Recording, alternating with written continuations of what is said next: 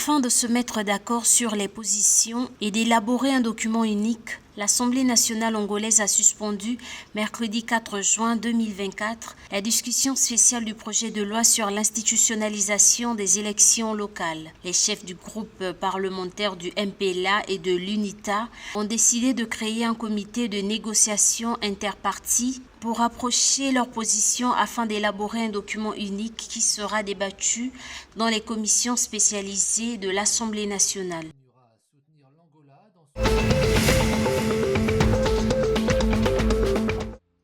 Le faible débit entrant en raison des précipitations inférieures à la normale, l'autorité du fleuve Zambèze, ZRA, surveille l'utilisation de l'eau restante pour la production de l'électricité jusqu'à la prochaine saison des pluies. Dans un communiqué de presse, il a déclaré que le stockage actif actuellement utilisable pour la production d'électricité au 5 juin 2024 était de 477,34 mètres contre 479,67 mètres au cours de la même période en 2023. Dans le but de réserver l'électricité à l'usage domestique et industriel, le gouvernement zimbabwéen a veillé à ce que la centrale électrique de Ngwangue soit réaménagée pour accroître la production d'électricité.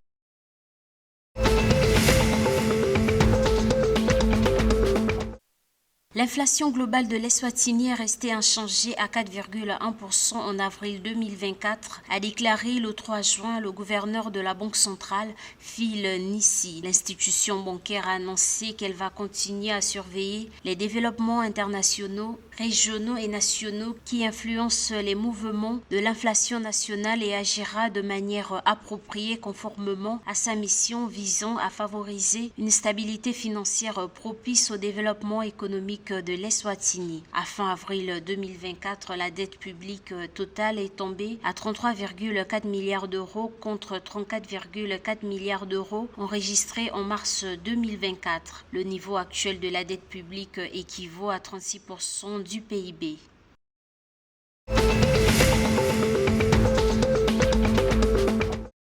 Évalué à 15 milliards de dollars, le projet d'accélération de la transformation de l'accès à l'énergie durable et propre a été mis en œuvre par le marché commun de l'Afrique orientale et australe COMESA et la Banque mondiale. Le projet fait partie d'un nouveau programme de la Banque mondiale conçu pour accélérer l'accès à une énergie durable et propre et offrir des opportunités de transformation de la vie en connectant 100 millions de personnes au réseau et à l'énergie hors réseau dans 20 pays d'Afrique orientale et australe sur une période de 7 ans, s'exprimant le 4 juin 2024 lors du lancement du projet à Lusaka, en Zambie. Le ministre zambien de l'énergie Peter Kapala a réaffirmé le soutien du gouvernement visant à trouver des solutions durables aux défis énergétiques actuels qui affectent le pays.